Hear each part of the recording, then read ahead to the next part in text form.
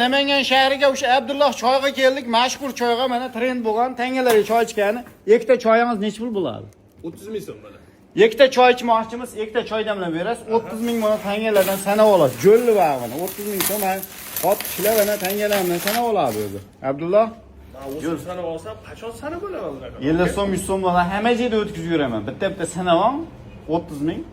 Choyingiz, ikkita choyingiz. Endi unaqa bo'lsa, siz ham mana 30 ta choy sanab damlab olasiz o'zingiz. 30 ta choy sanab, Quruq choy. menga o'zingiz damlab bermaysizmi?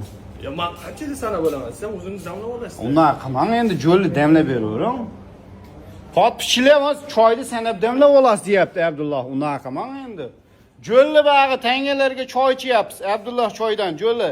Lekni bosinglar. Tangani sanang endi. Bizga choy damlab berasiz o'zingiz. Choy ham sovib qoladi sanagunimcha.